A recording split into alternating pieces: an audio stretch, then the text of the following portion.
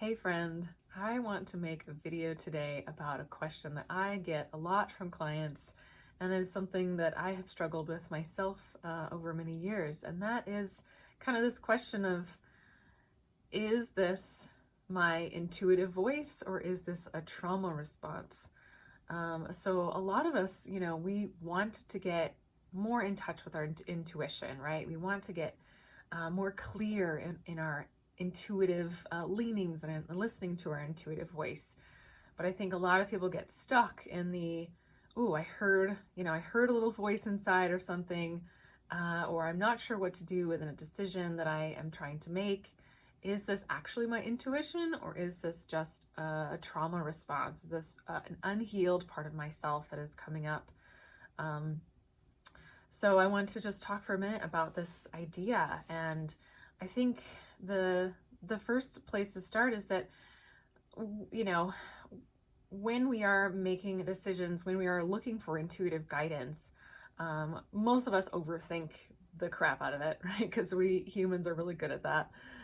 We live up here and we tend to overanalyze. So I've always told my clients, and I've said this many times in other places, that intuition is a full-bodied experience. Intuition lives in the entire body, not just in the head. So that's just something to keep in mind as you kind of practice with this, as these feelings or sensations or nudges or hunches or gut feelings, these kinds of things are often the intuitive voice. And it feels different, right? It has a different quality in the body.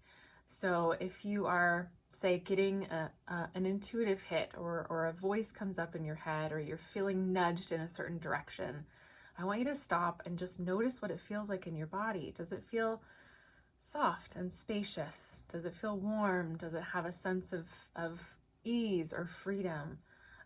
Versus, perhaps the trauma response is going to be coming from a place of fear or shame, or some of these really kind of lower vibration emotional states.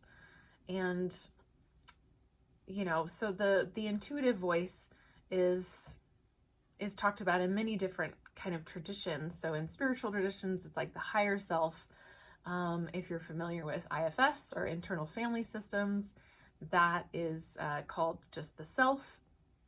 And then it's sometimes called the ventral vagal self, if you're familiar with polyvagal theory. So it's really about the state that your nervous system is in when you get that voice. So paying attention to what state your nervous system is in when you get that nudge. And another thing that I'll say is that a lot of people are really aware of their intuitive voice, but they're often scared of the answer. So we'll get a nudge, we'll get a leaning or something, especially if we're making a big decision, and we kind of just are uncomfortable with the answer, right? We don't really want that answer. So that kind of trips us up when we're making a decision, and we're kind of looking for a different voice. We're hoping that maybe that's not our intuition. Our intuition will say something else. But when you think of it from a bigger, wider perspective, right, our higher self is always guiding us towards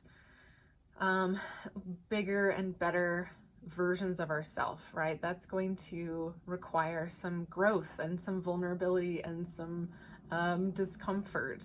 And a lot of us are really just we're not feeling it, right? So we're looking elsewhere. So this is something that trips people up a lot. So again, the number one tip to tell if it's your intuitive voice versus your trauma response is, what state is your nervous system in at the time?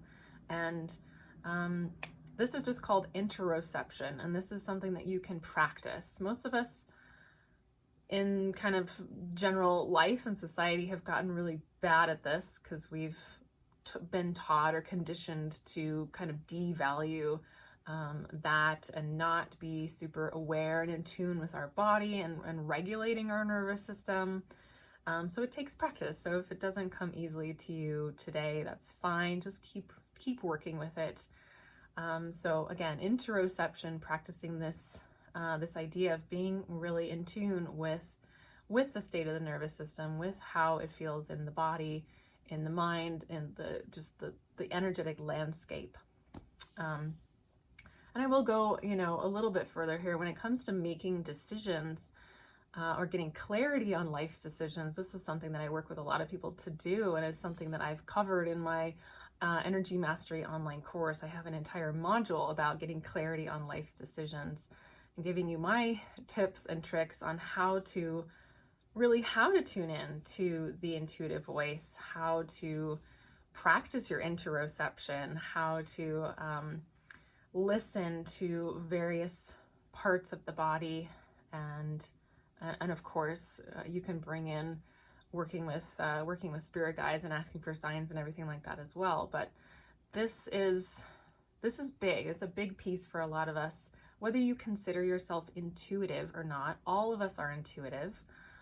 We just maybe have been told that we're not, or have again been conditioned to ignore or second guess those intuitive hunches. So again, paying attention to the state of our nervous system, whether it's intuitive voice or trauma response. So I would love to hear your thoughts on this. So drop me a comment below. If this video was helpful for you, don't forget to give me a thumbs up and subscribe to my channel. All right, everyone, take care, and I'll see you next time. Bye.